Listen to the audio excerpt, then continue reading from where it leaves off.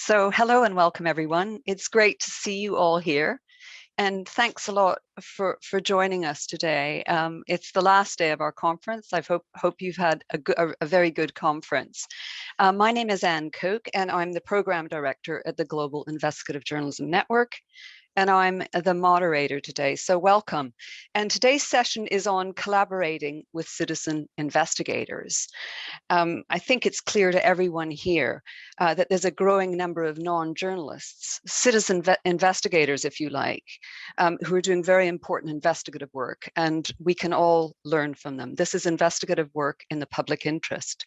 So today we brought three leading experts to discuss some of the important investigative work non-journalists are doing, sometimes in collaboration with journalists. And today they're going to share their work and talk about their favorite tips and tools, tips and tools that can help everyone doing investigation. They're also going to reflect on how to better collaborate. I'll introduce the panel in a moment. We've got a fabulous panel, but first I just wanted to make a few observations. One is about the term that we're using, citizen investigator.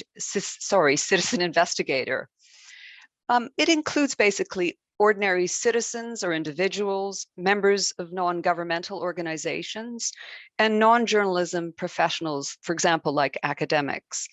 And these people are interested in using investigative techniques to uncover wrongdoing and working in the public interest. I believe, although I could be proven wrong, is that the term was first coined by Ai Weiwei, the Chinese artist and activist.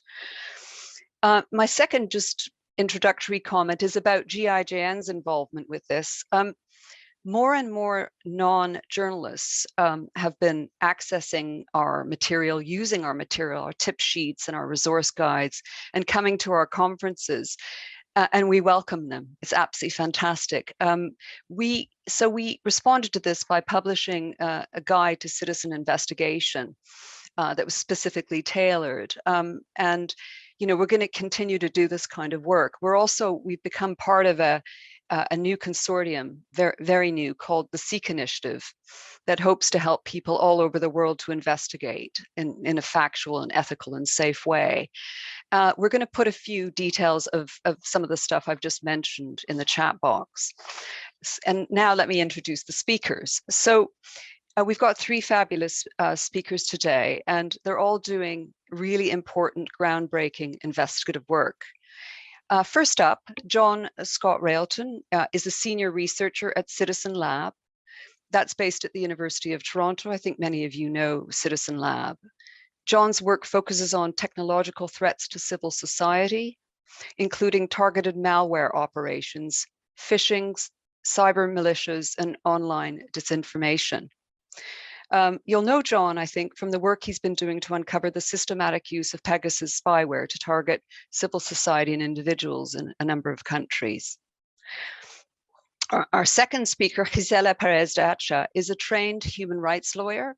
She has a master's degree also in journalism at the University of California at Berkeley, where she now teaches cybersecurity and open source investigation. She's also a trainer at Amnesty International's Digital Verification Corps, an amazing initiative some of you will know, where it's a global network of volunteers who fact check social media posts about war crimes and human rights violations.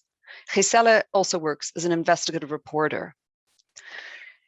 And Bob Trafford is a journalist and part of the team at Forensic Architecture, which is a research agency based at Goldsmiths at the University of London, investigating human rights violations. Forensic Architecture partners with many institutions across civil society, and they employ incredible techniques, spatial and architectural analysis, digital modeling, and many others. I think it's particularly noteworthy that in 2018, they were shortlisted for the Turner Prize, which is the UK's most important art award. Their work is visually stunning. It's very interesting, and you can see it on their website, obviously. So just before I hand over to John, just to the audience, if you have questions at any point during this session, please put them in the chat box. and we'll get to them at the end, I hope. We'll get to as many as possible. So without further ado, John, over to you. Well, hey, everyone. My name is John Scott Railton, and thank you for that gracious introduction. I'm so excited to be around all these cool panelists. So what we're going to talk about today in the next couple minutes is some of the work that Citizen Lab does. And I thought I would just call this Bad Things and How We Hunt Them. And the main focus of the conversation for the next couple of minutes is going to be to talk about this cool topic. So Citizen Lab, basically as an organization, focuses on hunting the groups that try to hack civil society. And to do this, we use a whole sort of host of methods: computer science methods, political science, law, social studies, and open source intelligence gathering, kind of a panoply of different approaches. But in truth, much of our most impactful work really derives a lot of its value from long form collaborations with investigative journalists. So the problem space that we exist in is that the market for tools for hacking has completely exploded, and the ability to hack and the cost to hack has plummeted. The result is hacking wherever we scratch. And so the challenge for groups like us is, how do we investigate this problem? This brief conversation, quick roadmap, I'm going to tell you a good story. I'm going to talk to you about how we hunt this stuff. And then I'm going to talk to you about why investigative journalists are sort of essential partners of this work. So story time. Meet Omar Abdulaziz.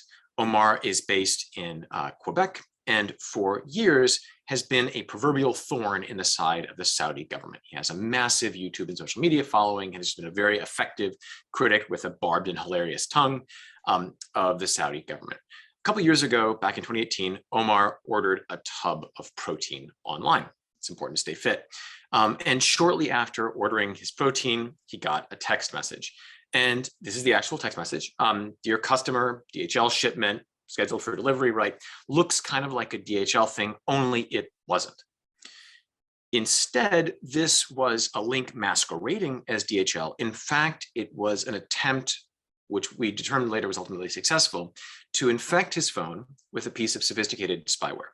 And that spyware would turn his phone into a proverbial spy in his pocket, activating the microphone, the camera, accessing his personal, even his encrypted chats, his photographs, and his messages. Let's talk about his chats for a second. So Omar was in conversation with Jamal Khashoggi. And during the period of time when he was targeted, that conversation, Omar believes, may have been part of the dossier that the Saudis were compiling as part of the justifications for killing Jamal. Ultimately, Omar wasn't the only person around Jamal to be targeted. The women in his life, both his fiancée and his wife, were also targeted with Pegasus spyware, as we've learned more recently. Now you may say, well, I've heard of Pegasus spyware recently, right? I heard that perhaps Emmanuel Macron, president of France, Boy King, was targeted with Pegasus spyware, or perhaps you heard that 10 prime ministers, 2 other presidents, and a king were also among those targeted with Pegasus spyware. And if you were paying attention this summer, you learned from the massive Pegasus Project collaboration that lots of journalists and others were targeted with this horrible stuff. How did we find Omar? Well, we found it by using one of our research tools, in this case, something called DNS cache probing. Back in the day, when you went to a library, when there were such things as libraries, you would potentially go up to a desk and ask the librarian to tell you where a book was. And the librarian would go to a card catalog, find a card belonging to the book, and tell you where the book was located. And then probably for a few minutes, that card would sit on the librarian's desk, and then it would go back into the card catalog.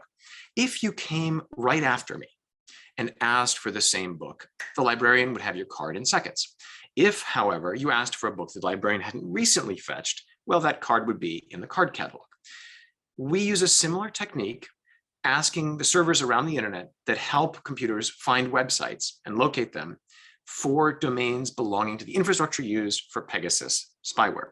This allows us to construct global maps of where there are infected devices, because when devices are infected, they have to talk to these servers. What we did in this case was construct a global map of networks around the world where there were infections with this sophisticated piece of spyware. And one area came up in particular, and this was Saudi Arabia. And we found that the suspected Saudi Arabian Pegasus client had hacking operations all around the globe, including, notably, in Canada. And one set of infections really caught our attention.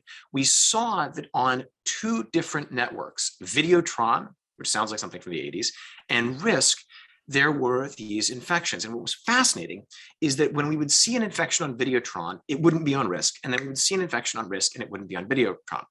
We ultimately determined that there was somebody moving back and forth between these two physical networks.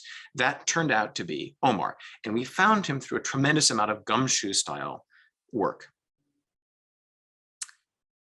Second method of our investigations, we do close work with potential targets. Well, what does that look like? At the end of the day, there are going to be people who are regularly targeted by their governments and others because of who they are and what they do. This is Ahmed Mansour, regularly targeted by the UAE government for hacking, currently a prisoner of conscience. A couple of years ago, Ahmed Mansour got in touch with me and my colleague, Bill Marzak, and said, hey guys, I've gotten some suspicious messages. And these were two messages offering Mansour information about people detained in UAE prisons, an advocacy topic that he was working on. He didn't click the link though. Instead, he sent the messages to us. We clicked the link in a set of computers and environments that we controlled. And what we got was NSO Group's Pegasus spyware. We were able to infect a device that we controlled with this spyware. This was a pretty exciting discovery, and it began a lot of what we know today about Pegasus. Wouldn't have happened, though, if we hadn't already had a relationship with a high-risk person. The third method that I wanted to talk about was how we search for targeting. So it's also the case that a lot of people now know that Citizen Lab does this kind of investigative work. And a couple of years ago, a really excellent person named Luis Fernando Garcia of R3D, a Mexican civil society organization, got in touch with us and said, a lot of folks in Mexico are receiving really suspicious messages. Would you be interested in taking a look? And we took a look. One of the people who got those messages was this gentleman, Javier Valdez, who was the publisher of Rio 12, a newspaper in Mexico that was critical of cartels and exposed the government cartel axis. Javier was brutally assassinated outside the office of his publication, dragged from his car, and his devices were taken. In the days and then weeks immediately after his killing, his colleagues began receiving text messages proposing to be information about the killing. Of course, they weren't. These were attempts to infect them. They weren't the only people to receive those messages. Javier's partner, Griselda, was also receiving these messages. And the messages were also purporting to offer information about the assassination of her partner. They weren't, of course. They were attempts by the Mexican government customer to infect her phone with Pegasus spyware. Ultimately, we did a long-form collaboration with R3D and a series of other Mexican organizations and uncovered just absolute boatloads of suspicious messages sent to civil society organizations. We then analyzed those messages and discovered that in many cases, they were Pegasus infection attempts. What's interesting about this case is that the investigation was incredibly collaborative. We worked with a handful of organizations who worked with dozens more to gather basically every suspicious message that they could find and send them over to us. And ultimately, we produced this kind of large-scale investigative output, discovering that people across Mexico's civil society had been targeted with Pegasus. Well, our preliminary research output is usually research reports. And sometimes we also do stuff like this. So if you own an iPhone, about a month ago, you would have gotten an emergency patch that came from close work with a potentially targeted person to discover Pegasus spyware. We ultimately found a new way that Pegasus was infecting phones without a click or without any interaction from the target, and worked with Apple to get those things patched. But in truth, we need collaboration with investigative journalists to do what we do. And the reason is pretty simple, because technical findings are great. But ultimately, showing harm and telling stories is how you make this work meaningful. The Pegasus Project is a really good example of what happens when you have a lot of potential cases. In the Pegasus Project case, a lot of phone numbers. Those themselves, I mean, it's meaningful to say 50,000 people may have been targeted with Pegasus, but it's more meaningful if you're able to dig into those contextual stories and really explain to people what the implications are and what's really going on. One of the things that I'm quite excited by is that I've begun to observe a growing number of journalistic collaborations that result in the identification of contextual realities and harm around hacking. Another great case was last year. We worked really closely with Reuters, Jack Stubbs, Raphael Satter, Chris Bain, on a project looking at the, we could say, portfolio of targeting of an Indian mercenary hacking operation. And ultimately, as researchers, we were able to find a lot of the targeting, but we really couldn't do the part of explaining to the public and everybody else why this was a big problem, nor were we really in a position to do the gumshoe style reporting of actually contacting targets and really getting a perspective from them. At the end of the day, there's a growing number of organizations like the Citizen Lab who are producing research into this kind of hacking and targeting. And there's a tremendous need for journalists and investigative journalists to bring their tools to bear to understand the meaning of what we're finding. But it gets a little bit deeper than that. Sometimes in our research, we can do technical attribution, but it's usually partial. We can say, for example, we suspect that the Mexican government is a customer of Pegasus spyware. And so the fact that someone is targeted is meaningful. However, it gets much more meaningful when investigative journalists get involved. In the case of the Mexican work that we did, part of what was so powerful was that Aristigui Noticias, run by Carmen Aristigui, who was a journalist who was actually targeted with Pegasus, began investigating this case and ultimately got their hands on the contracts between the Mexican government and NSO Group to really prove the impact of our findings and to take it out of the sort of like technical findings suggest and make it something really compelling. The other problem that we deal with is at the end of the day, as researchers, our imagination and networks are still fundamentally limited.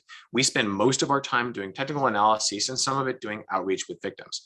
But what really gets us interesting cases is engagement and often outreach from journalists. So over the summer, just a month or two ago, we did a series of collaborations with Direct and others.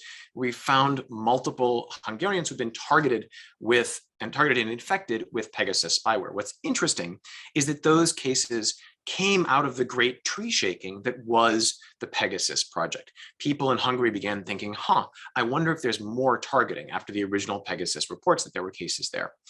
At the end of the day, one of the other things that I'm observing that I'm really excited about is that investigative journalists are increasingly getting technical chops and are able to do more and more of the investigative parts that before would all be borne by researchers like us. So it may not be the case yet that an investigative journalist is able to sit down and do like detailed malware analysis. However, as was the case with the Reuters thing that I mentioned to you, or many of the other cases, journalists are increasingly able to do a large number of really interesting investigative pieces, such as finding suspicious messages, identifying computers that may be hacked, etc. So with that, since I'm at time, I just want to draw my email there. If you've got interesting, suspicious, weird stuff, now would be an excellent time to drop me a line. And with that, I think I'd like to turn it back to the conversation, but not before pointing out one thing, which is Forensic Architecture is going to talk. They did some amazing work also bringing some of the stories of harm out of the Pegasus investigations that we in Amnesty International did. And I really just want to highlight that as some really interesting stuff that they did earlier this year. Thanks a lot, John. That's brilliant. I just wanted to ask you a quick question before we move on, which is you talked, there's plenty of room for collaboration with the GIJN network, by the way. So I'm sure we can talk again in the future after the conference. But a question about something you said about investigative journalists getting more technical chops, as you put it, or greater skills is basically what you're saying. And do you, that's really heartening. Do you think they can learn? Do you think, and do you think, and do you have a role, do you think, to play in, teaching them, or like, where do you Citizen Lab sit? Is it through the stories and through the work you do with them, or are you actually training, helping them with these to develop these technical chops, which I agree are totally necessary in this day and age, so to speak? Yeah. Well, I think, journalists are often incredible intellectual chameleons and are able to learn all sorts of pieces of all sorts of different domains. And I think we've sort of seen two things that are pretty exciting. One is, as journalists see how the investigative sausage is made, for example, we're looking for people who may have got suspicious text messages that look kind of like this. They can say, well, we can apply our usual approach to sort of source development and outreach to try to do some of these same things. And then the second thing is we can sort of show them the kinds of investigative things that we can't do, but that are really essential. To the question about training, I think we're starting to see sort of a new crop of journalists who are increasingly able to use some of the tools of investigation to do their work. So for example, there are tools like Passive Total, which free licenses are available, that let you figure out where websites are hosted and what other things may be connected to those same registrations. And I've seen a growing number of journalists using some of those tools, whether they're investigating hacking or disinformation, to start doing what they're doing. I'd also point out that we learn a lot when we work with journalists, partly from their process. And so it's really not a one-way street. But I'm quite excited by what I see, which is a lot of different journalists realizing that they can start doing some of these pieces. It reduces investigative overhead for us, but also means I think that they're more able to explain to their readers why a lot of this stuff is significant, and definitely punch above their weight when it comes to investigating governments that are doing bad things. Great, thanks. I think, Gisela, do you want to put your camera on and jump in with a question, and then we can segue straight into your, I think it's a question for you, John, so you might want to keep your camera. And then we can segue straight into your presentation, perhaps. Please ask your question. That makes sense. Yeah, that was super interesting, John. Thank you. And I can't help myself, the journalist, one of the journalists in the room. I think you're very right about investigative journalists being able to leverage technical proficiency more and more for storytelling purposes. But one of the things that I feel is missing from the stories on Pegasus and NSO is threat modeling, and how to get threat modeling through in the coverage. So I was wondering, can you explain to us what threat modeling is and to the public? And then I guess the question is, why can't we get it through? If it's something very technical in the cybersecurity sort of like sphere, it just seems like a lot of the public reaction from Pegasus is from my siblings and my friends and my mom freaking out for Pegasus, when it's not necessarily something that should or could pertain them. This is a great question. And it's really a question about how people consume information, I think, from media. It's almost like a science communication question, only for cybersecurity, or like a medical communication question. So here's the true fact. Most of the stuff that we investigate at Citizen Lab is not incredibly technically sophisticated from a hacking perspective. Why is this? It's because civil society, including journalists, are uniquely technically under-resourced. And so when attackers want to hack them, they don't always have to use their fanciest stuff. Instead, though, some states, and a growing number of them, are using really sophisticated things in particularly unsophisticated ways, which results in the discovery of this stuff. If you're a normal civilian, the likelihood that your government is going to target you with Pegasus today is probably pretty low. If you start doing interesting things or being connected to interesting people, or being the softball coach of the the president of somewhere, then you may get targeted. One of the challenges that I think exists when it comes to people consuming information about cybersecurity in general is, as you say, threat modeling. This is understanding what their personal risk looks like. And I think that the greatest challenge that people have in general is navigating, thinking about risks, whether it's risks of high risk, low probability events, or low risk, high probability events.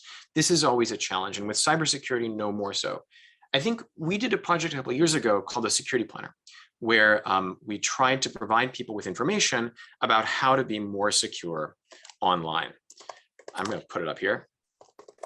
And one of the things that we did as part of that development, you can view this by going to securityplanner.consumerreports.org, was we did a lot of surveys of people and how they thought about their cybersecurity issues. And one of the things that we discovered was that people don't know where to turn to for information. They're constantly alarmed by the things that they see. And it's very hard for regular people to kind of think about all the different risks. No different than reporting about science or medical issues. Where I think part of the problem lies is that people are becoming aware, and the broader public is becoming aware of cybersecurity issues. But for a long while, I think it's going to be very hard for individuals to see where they can get good information and make decisions about how to be safe online. For example, it would be great if everyone who saw a news story about Pegasus decided to turn on two-factor authentication.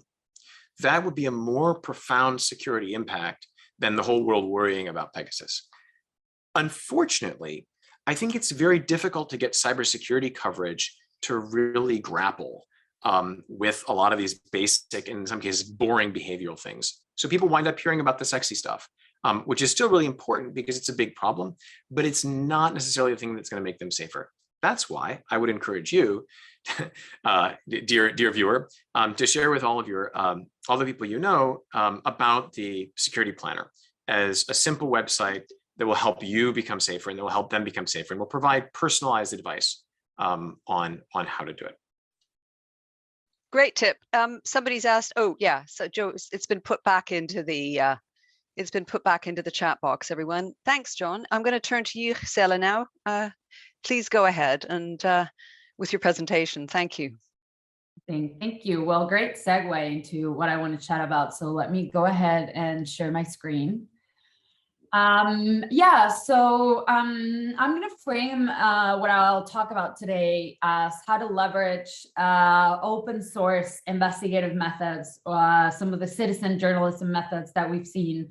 None of it is hacking. None of it is doing anything quote, quote, illegal. It's rather just leveraging public-facing information that's online. And huge shout out to the Human Rights Center Investigation Lab, my wonderful colleagues there, and the investigative reporting program. We have a lot of exciting things to tell you and show you about. So yeah, stick with me for the presentation. So I'm also starting with a story because #journalism, and my story goes back to 2017. There was a horrible earthquake that hit Mexico City, and every time I sort of like think about it, I get a little triggered and emotional again. I was right in ground zero, and pretty much my entire neighborhood was in chaos and collapsed. So a group of friends and I got together and decided to map and verify the online information that was just flourishing. This was right after 2016. So disinformation, misinformation was a thing, but it felt pretty new, especially in a US context, right after the Trump elections. So what we did is we put together this map, super simple. We didn't know what we were doing, to just figure out where the most damages happened and where people were trapped, because we really had 72 hours to dig people from underneath the rubble. A lot of lessons happened, a lot of things happened. I'm not sure I would have used Google Maps in retrospective again, but I want to draw everyone's attention to this slide. Overwhelmed by the work, we were up to 500 volunteers running on a very crowdsourcing methodology. But overwhelmed by the work, we decided that we needed to start a digital literacy campaign to explain to people what verification truly meant. And this is from Wikipedia. It was originally in Spanish, so it's roughly translated. But it's a concept that is not foreign to journalism. It's the basics of fact checking. Either you see it with your own eyes, or you talk to at least 2 different people who saw it with their own eyes, or heard it with their own ears, perceived it with their own senses. And even that is a contested thing, but I'll talk about a little bit more about that later. We wanted to look as official as possible, and that's why we picked these horrible colors, because they're the color of the Mexican flags. I don't think we've learned a lot about design ever since. But the bottom line is that crowdsourcing can only go so far. And really, more than Twitter and Facebook, what really allowed us to actually save people's lives and dig people from underneath the rubble in the context of a failed government that couldn't get their act together was having trusted observers at each disaster point and collapsed buildings, trusted observers who would immediately verify information and perceive that with their own eyes. In other words, on-the-ground fact-checking truly made the difference and allowed us to go the extra mile. So after this happened, I absolutely fell in love with journalism. I quit my job as a lawyer and joined the Graduate School of Journalism at UC Berkeley, where I now teach. And it's become my home and my playground for open source investigations and how they meet journalism. And truly, I think John hinted at it, but one of the most wonderful and powerful resources for journalism is storytelling.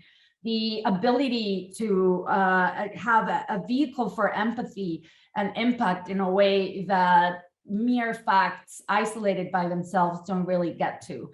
And, I mentioned it when we were prepping in the sessions behind the scenes, but how to forget Pink Hat Lady and the Pink Hat Lady story that John worked on with Ron and Farrow, right?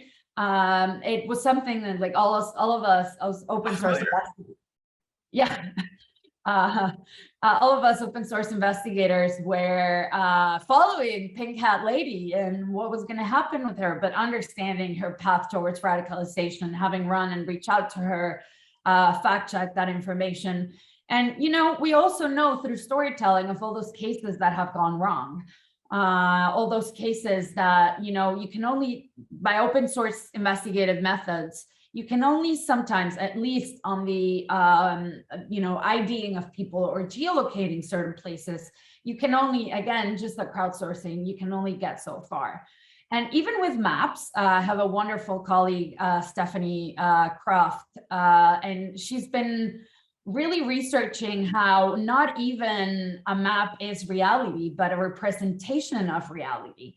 It's a model that just grabs a bunch of layers and merges them in a way to present through an interface.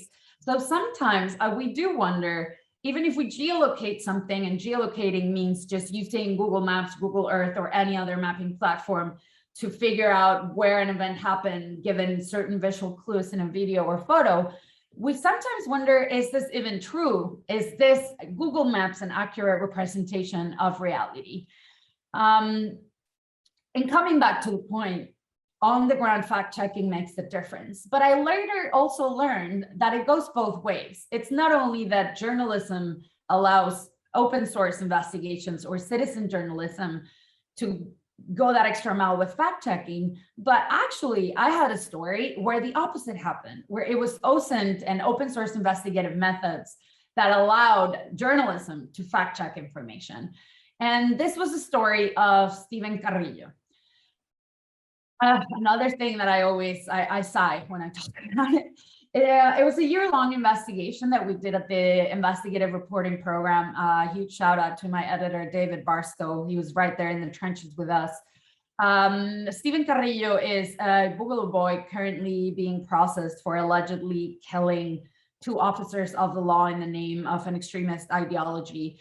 He was part of this Grizzly Scouts militia, an accelerationist army that was training to, speed the collapse, the imminent collapse of society, and sort of like incite a race war.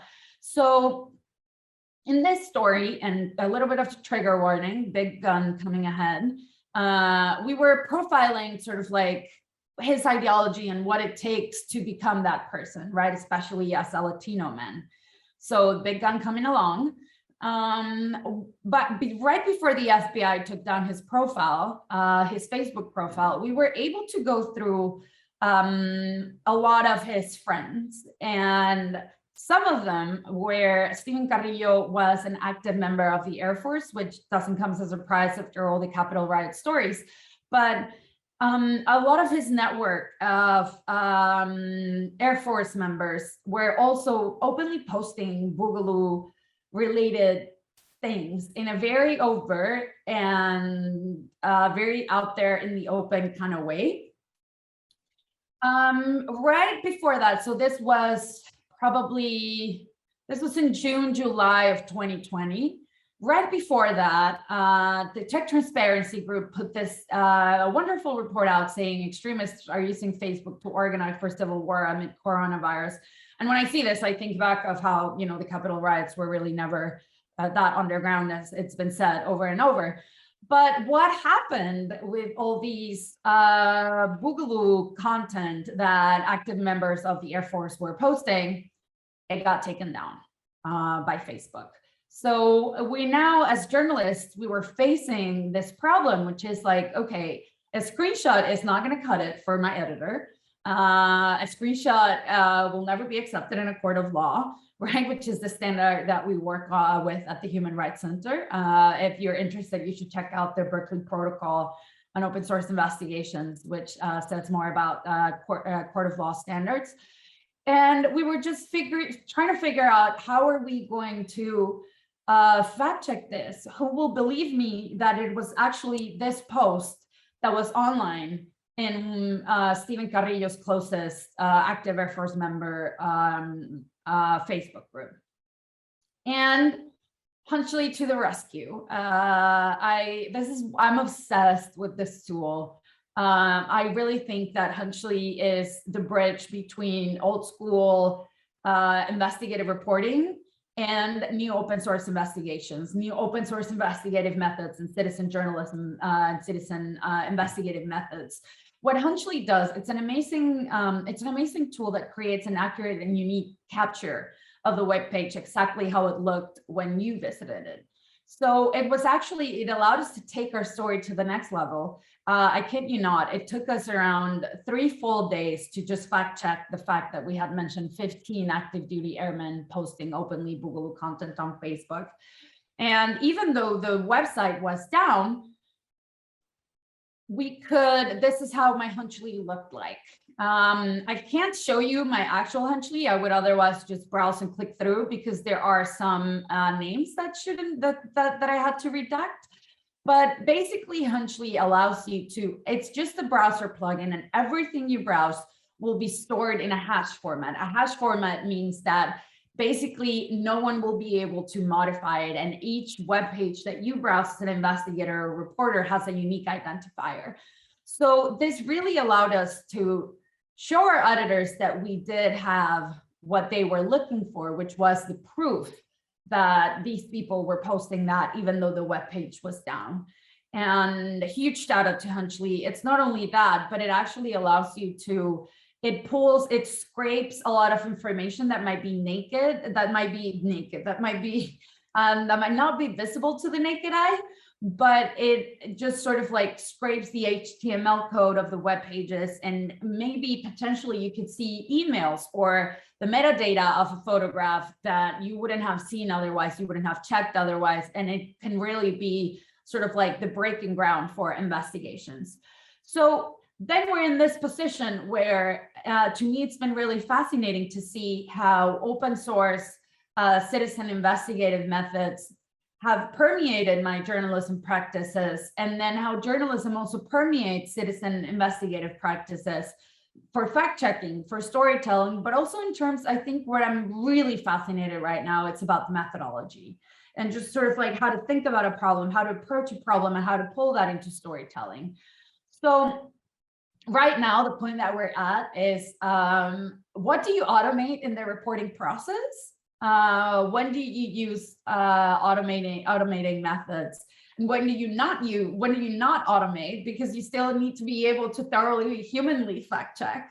And that's been a fascinating discussion. It makes me smile every time I think about it, just because of all the super intense conversations that we've had with more old school editors about like, no, we're not automating that. And we, the kids, are like, yes, let's automate. And then the other part of it is sort of like a network methodology. So sort of like thinking about data in a 3D kind of way. And my favorite tool for that is Maltego.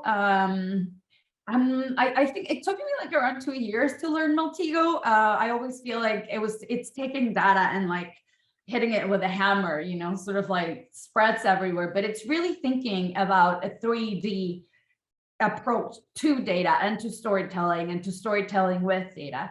It's a really useful tool for disinformation and trafficking and organized crime stories. We're now working a lot on supply chain analysis and forced labor practices.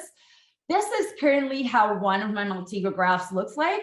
I can't show you what it is yet, but you have to stay tuned for an amazing investigation to come. We're partnering with the Associated Press on this, but it essentially just allows you to keep track of every single link so that you don't go down the rabbit hole. And then your editor asks you, where did you get that from? And you're like, I don't know, I was in a rabbit hole, right? Hunchly and Maltego sort of like allow you to methodically get out of that rabbit hole and pull the information that you want and you need, archive it, and be able to go through it in a fact checkable kind of way.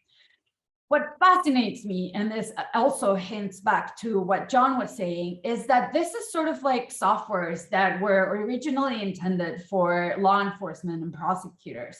I always think about the irony of the FBI using the same methods that online sleuths to catch and identify the Capitol rioters. So to me, it comes back to a very powerful concept, which is surveillance, inverse surveillance, or watching from below. We're using the same tools of surveillance capitalism, the same tools that led Facebook to break democracy in quotations, or that led to the Facebook papers, or the same sort of like invasive data practices. We're using that and inverting it. We're subverting it to keep power accountable through amazing storytelling and good journalism. And the thing that we're also working on right now, which to me is sort of like what ties it, the cherry on top of the pie, is that we're actually creating a program to bring open source investigative methods and techniques used in law and prosecution, especially in the International Criminal Court, and merging it with old school hardcore investigative storytelling. So I'll leave you with this concept, the surveillance, and how really just the term of citizen investigators, starting with the Arab Spring, starting with the revolution of the smartphone, has really just allowed us to take that to the next level, incorporate it into journalism, and form and create a new generation of journalists that hopefully will be as proficient as forensic architecture and citizen lab in a very near future. That's great. Thank you, Gisela. Very interesting. It kind of may be a segue question for you before we go to Bob. It has to do with that legal point you made. I think the audience would be quite interested to know what the Berkeley Protocol is exactly. You made a passing reference to it. In terms of journalists cooperating, if you like, with other civil society institutions and so on, it's sort of a very good example potentially, although many journalists would probably maybe not be very happy with the idea, but and which is always, it's always a debate, isn't it? But I think it's very, very interesting. And so tell us about it and how you think it's relevant to journalism. So to me, it's been fascinating as a former lawyer, you know, who fell in love with journalism after the earthquake. But essentially, the Berkeley Protocol, and I'll post the link in a second. The Berkeley Protocol for Open Source Investigations is a methodology that my colleagues Alexa Kenning and Lindsay Freeman at the Human Rights Center developed at a UN level to work with judges to see how and in which circumstances could social media, especially social media videos and images, be accepted in a court of law, especially in international, for example, war crime investigations. I think it comes to the point of, I think the international criminal system relied a little too much on witness and expert testimony, which we know are not necessarily the most reliable thing, especially in cases of very traumatized witnesses. So given the generational gap and the knowledge gap, the technical knowledge gap in really top level judges in international courts of this kind, my colleagues developed this protocol. And to me, it's been interesting to see how, for example, a judge will never accept a screenshot. There's just, you know, there's just no way at that level for a potential, I don't know, genocide charge, where the whatever evidence is presented has to go beyond reasonable doubt, right? Like it has, the burden is beyond reasonable doubt. So the Berkeley Protocol, what it does is just establishes really clear evidentiary methods, collections to save the chain of evidence, and also be able to, for judges to have a parameter in what to accept and what not to accept. So connecting this to journalism definitely, I think, raises the standard. And it pushes us to be more meticulous with what we do and how we collect it. So thank you so much. There's a panelist who already shared the link to the Berkeley Protocol. So yeah, very interesting document. I really encourage everyone to check it out. And it lays out some of the principles that we use for investigative reporting as well.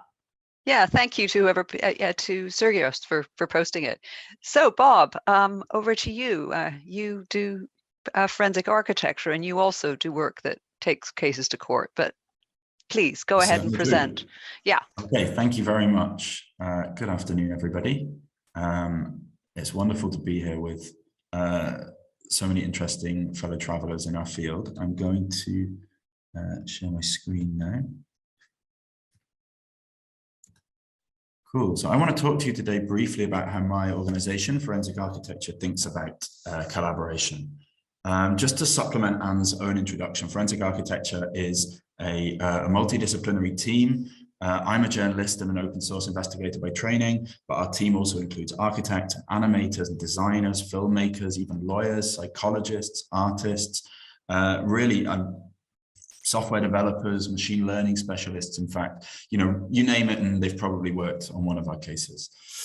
So we are citizen investigators of a sense. As Anne said, I think it's quite important to note that citizen investigators can mean, sort of harnessing the crowdsourced power of the online OSINT community, but it can also mean really highly specialized work of the kind, some of the kind of work that John and his colleagues at Citizen Lab are doing. Is a great example.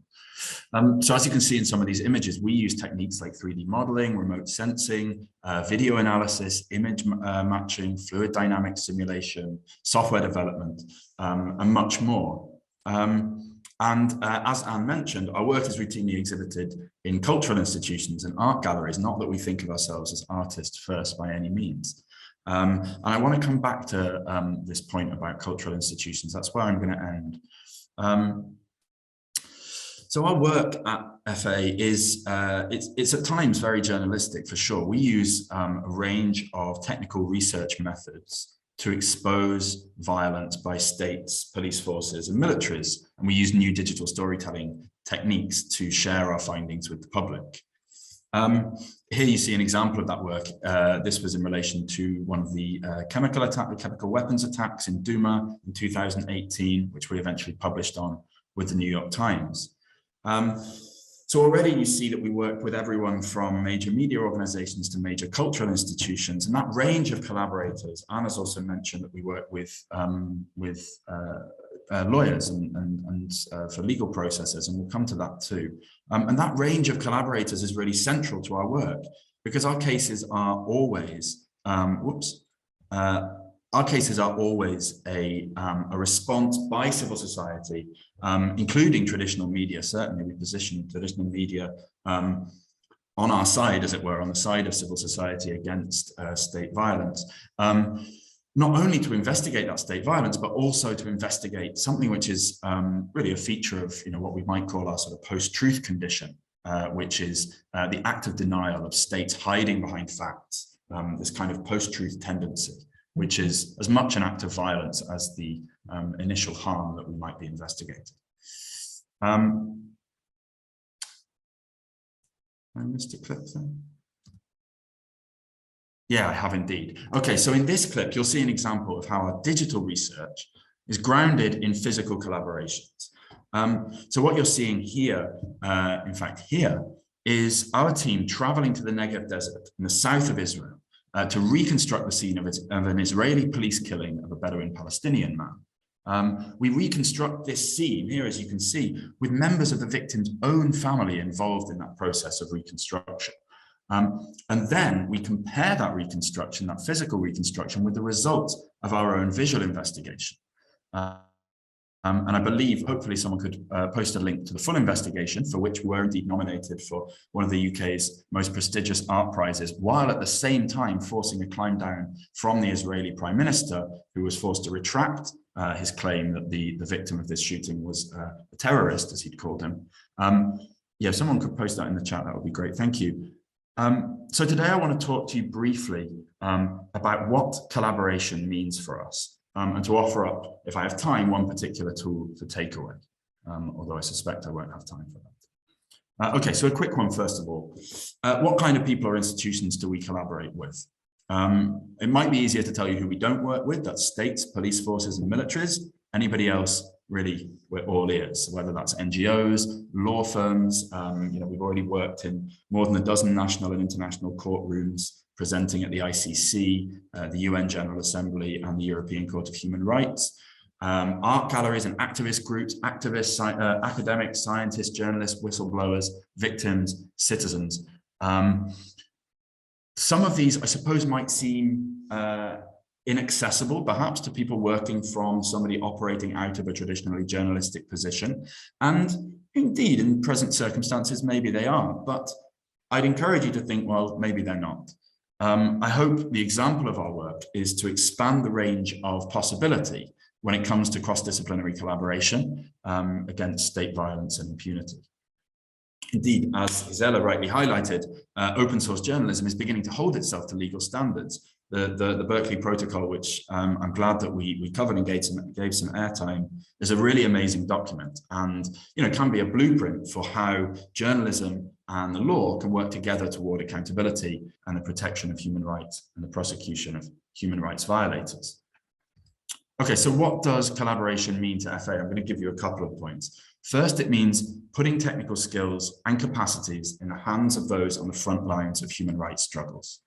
As John said, sadly, compared to most states and police forces, civil society is perpetually and critically under-resourced. So our aim is to empower the voices and claims that are closest to the experience of state violence and human rights violations, those at the front lines. Now, that might be leveraging our own technical capacities and the benefits and privileges of our position that come from our position within the academy, that come from our access to funding and our geographic and social security. But it could also mean, for example, connecting with activists on the ground, connecting them indeed with scientific expertise that they may think that they don't have access to otherwise. So here in Chile, we work to document and investigate the use of tear gas by Chilean police. On the one hand, with the frontline protesters who are suffering the effects of this domestic chemical weapon use, and on the other, with specialists in fluid dynamics simulation. These are mechanical engineers from Imperial College London. And they could, using these simulated models, these which combine meteorological data and open source information that we provide for them, could actually give scientific evidence to the claims of the activists that the quantity and density of tear gas used against protesters was well above safe levels, if there can indeed be a safe level of CS to ingest. And that research is now supporting legal cases against the police brought by activists in Chile. Now, thinking of this fluid dynamics simulation actually speaks to a second major benefit of collaboration that we see, and that is exposing our techniques and our technologies, such as fluid dynamics, but also including machine learning, digital modeling, audio analysis, and more, to new contexts and new environments, to take them out of their comfort zone and generate new ways of using them. And I see this precisely as a response to this issue that John has identified, that civil society is under-resourced.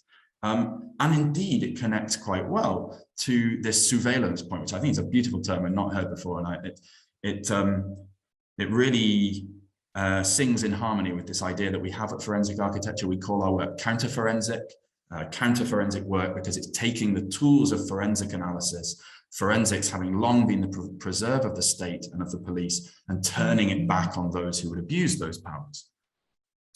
And one response to the under-resource and this sort of power and information asymmetry that civil society has to deal with when it's engaging in investigative work around state violence and state crimes is let's say one benefit that we have is innovation and fluidity and flexibility, right? So where we have a fraction of the budget of state investigators, we are able to be dynamic. We're able to use our collaborative mindsets to innovate and to push tools in new directions. And I think it's no underestimation to say that that dynamic, that dispensation or that inclination has been at the heart of many of forensic architecture's key successes.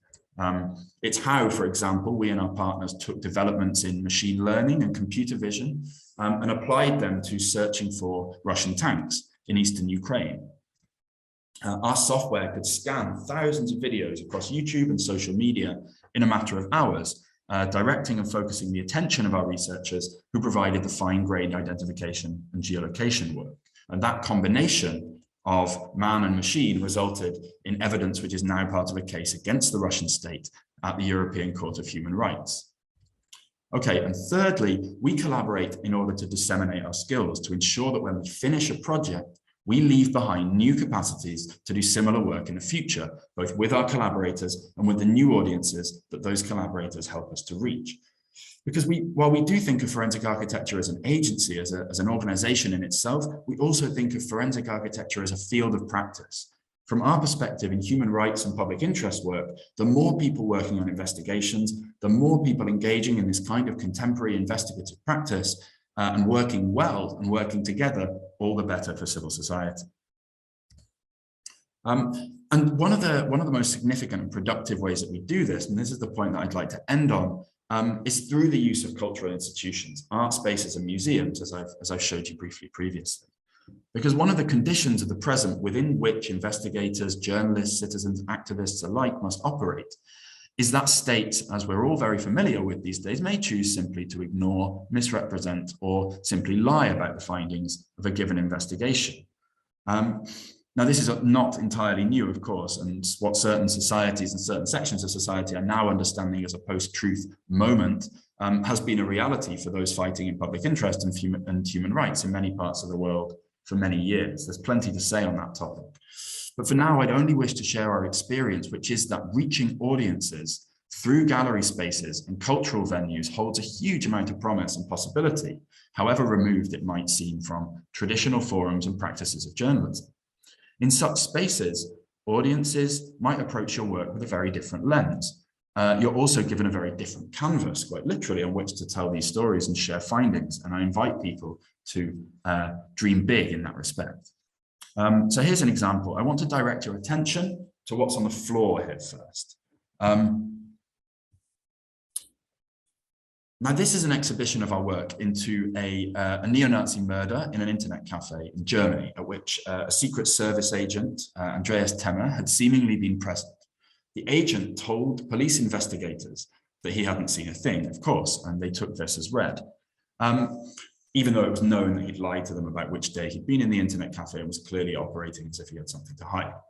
Nevertheless, our audience were shown a room full of work that we had produced around 18 months of investigation into this case.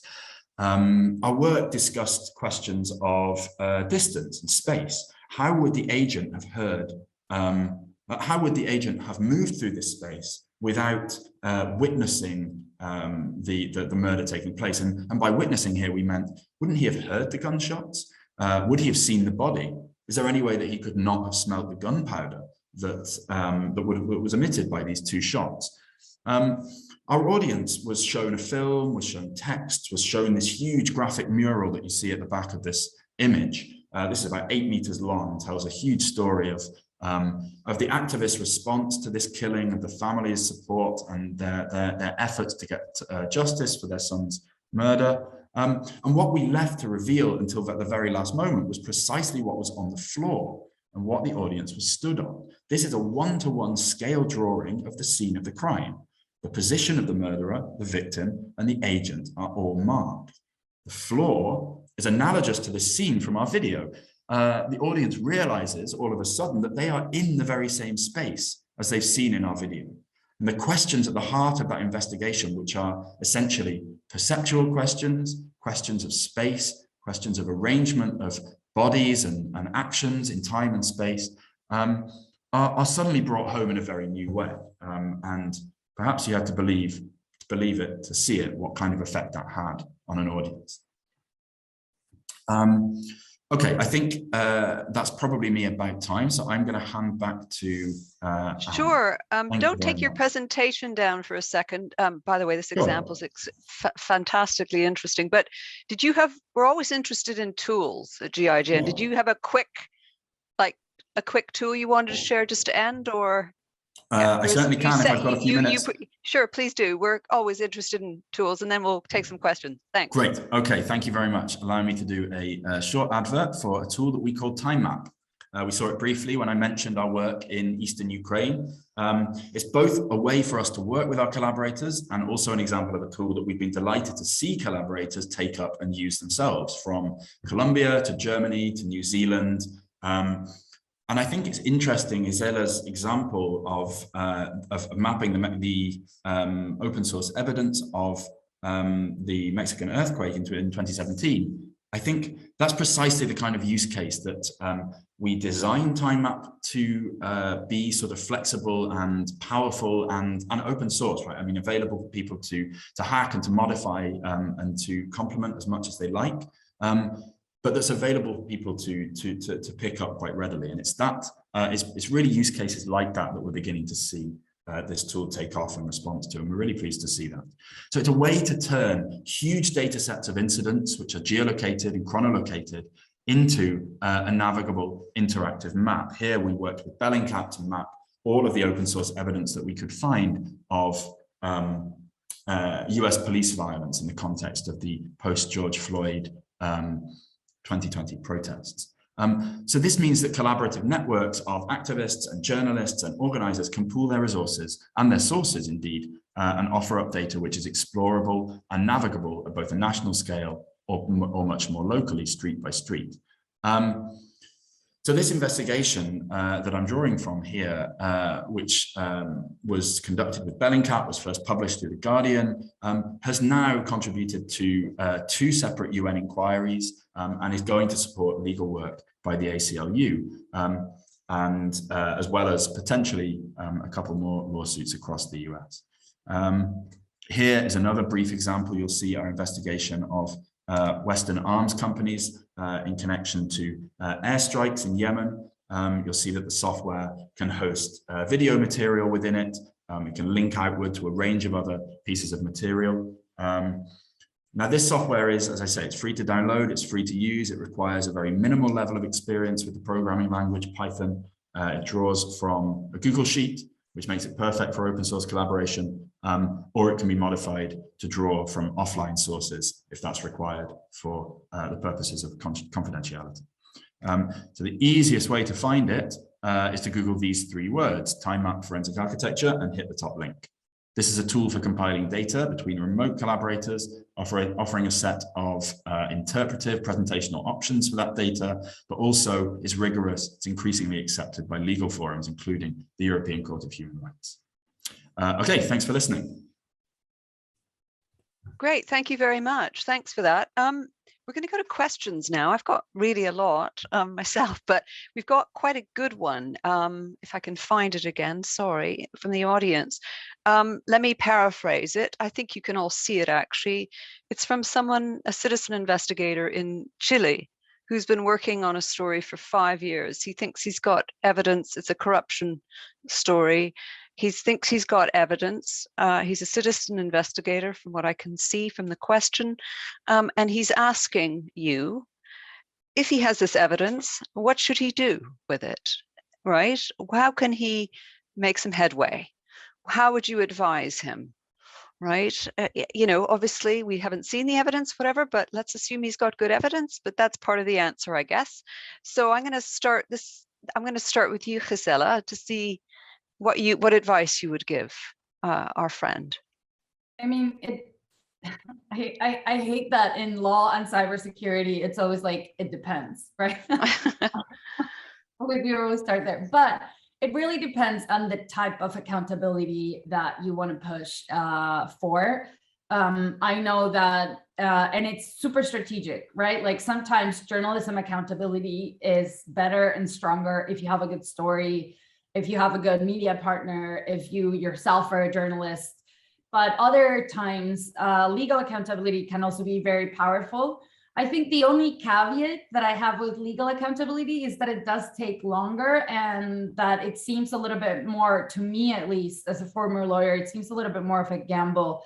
And you really rely on outside knowledge of an experienced team of litigators, or to sort of like put that report together. Or you could also go the advocacy route, which is sort of like not litigating, but just pushing for public policy change. But it really depends on what you want to do and what you want to create and how you want to push that evidence against the state, if it's the state in question. Does anyone else want to jump in on or to add anything to that question before I move on? John? No? Okay. Bob? Yeah, I would only add. I think that's a fantastic answer from you, Zeta. I would only add that you know, I get the impression that the questioner is interested to keep their identity secret, and that might be a sort of a concern for security, or concern born out of security. And I'd only offer then the following reflection, which is that our sort of our default practice of collaboration is also born out of a sense of security and distribution of information, right? So when information is widely distributed among multiple partners, it acts as a sort of a security function for individual partners, right? Because we know then that assaults on the integrity or security or indeed safety of any individual becomes less effective. Thank you for that. There's another question actually directed to you, Bob, but I'm going to broaden it out because I think here to talk about, one of the things we're here to talk about is collaboration. And the question is applicable to all three, really. Let's start with you, Bob. The question is, and it's directed at you in the first place, but I'm a journalist from Indonesia. What kind of procedures should be taken, or what do I need to do really if I want to collaborate with forensic architecture? And this question could be put to all of you. There's millions and millions of things you could do, unfortunately in some ways, but to investigate wrongdoing. So how do you decide who to collaborate with? What criteria do you use, and what's involved? I think people would be really interesting to hear that from all three of you. Maybe slightly, Gisela, you could answer it when it comes to your turn wearing maybe the human rights hat. But yeah, Bob, do you want to start? Sure, I'll try and be quick. The first thing I'd say is that, well, you might have seen that we did some work in West Papua recently. We'd be very interested to hear from you. Write to info@forensic-architecture.org. Here's where I wish I had my email address here, like John did. But, we can put it in the chat box. Sure, exactly. You'll find us through our website, and we'd be interested to hear. So how do we decide what cases we take on or who we collaborate with? It's a big question, and there's a long answer, but I'm just going to, exactly like that, John. But I think I'm going to try and answer it quite quickly, and maybe from a perspective which will give us sort of a different complement to the others. We're always really interested to think about casework, which gives us an opportunity from a technical perspective to develop our methodologies in a new direction. So we in principle don't like to do the same work twice. So if we've used a technique in one way, in one direction for one case, we'll think, okay, we know that that can be done now. We've demonstrated that that can be done. Where are the other areas that we can try and open up techniques, try and open up new technologies or new ideas and new ways of using existing technologies, and leave that space for civil society. Yeah, John. Also, this I think is the forensic architecture thing. If you need it, happy to share my my virtual camera here with all. Thanks, John. I think that the lab has this problem set, which is like we're always trying to find bad things, and we have to do with some care. And typically what we're looking for with collaborations is people who want to help us do the things that we find hardest to do, which include building trusted relationships with potentially large numbers of people so that we can gather things up. And so what we're looking for in so many cases is people who may have a sense that something is going on and may want to help us do that process. And a lot of that is going to look like helping us get in touch with people who may be targeted. I think one of the big challenges that we all face is most civil society around the world is under-resourced when it comes to technology. And so part of what we like to think that we're able to do in certain cases is actually help the organizations who collaborate with us do more of the pieces themselves and ultimately get on surer footing so that they can do more investigative things on their own. So it's not just like Citizen Lab parachuting into a particular context, doing a thing and then piecing out. Awesome. Well, I think we function on a little bit of a different basis because we're housed at a university. So I'm going to speak for both of the different hats that I wear. First, in the legal accountability side, We don't necessarily engage in litigation, but we do partner with people who want to engage in fact gathering for legal purposes. So if there's, for example, we're now working really closely in Chile. We worked really closely in Colombia as well. So if there's any, if you are engaged in any sort of human rights abuses, and there's enough video evidence, our team of wonderful students at the Human Rights Center Lab can help you verify all that content, and our team of lawyers can help you package it to sort of like take it to the next stage if that's what you want to do. On the journalism side, really any project that needs open source verification, corroboration, all the way from geolocation, chronolocation, you know, we have a lot of brilliant students and we can help you go through large sets of data. But we also do a lot of corporate accountability research using open source methods, extremism related research. And recently what we're specializing on, as I said, is forced labor, trafficking, network analysis related stories. So if there's this year we had 2 partners come to us with amazing story ideas. You know how how us hashtag journalists cannot resist a good story, but they were like, we just cannot do the social media analysis. We're not of that generation and we don't have that expertise. They're on the breaking news team. So if you're on the breaking news team and you want to do long-term investigative stories with open source investigations, we are always taking pitches and we're always open to collaborations. We only take 2 stories a year. So the best time to pitch to us, both at the Human Rights Center Lab and the Investigative Reporting Program, is during the summer. So from May to July, and I just dropped my email on the chat. So yeah, super happy to hear all types of ideas. It's so interesting, so many ideas of collaboration. I mean, it's very rich. It's the field's really changed a lot. I mean, so much in the last 10 years. Fascinating. One very last question. It has to be short because I promised to be out on time. And it's to you, Bob. It's really just somebody asked, is not quite clear what you can use the map to map, so to speak. Could you just, is it physical locations? Could you just clarify that quickly? Sure, of course. It's any information that can be given a location and a time. Okay, that short and sweet, very helpful. Thank you. So I think we have to wind down now. Yeah, it's my last session in the conference. I'm really sad, actually. It's been wonderful. This one in particular, this session, and I just a few people to thank here. First of all, the colleagues at Pathable and GIJN behind the scenes, who've been really great helping Anna and Kim and Joey. So that's a big thanks to them. Also to the audience, small but perfectly formed in the last session of the conference. Thank you for staying with us. And most of all to the speakers, to Bob, to John, and to Gisela. Fabulous, really fantastic presentations, and we hope to invite you back again. The video of this session will be posted on the Pathable site by tonight, not immediately. Give the guys a bit of a time to turn it around, and it will be up there. And yeah, thank you all so much. It's a great pleasure, and to see you soon. I hope see you in person. So thanks everyone, and bye for now. Take care.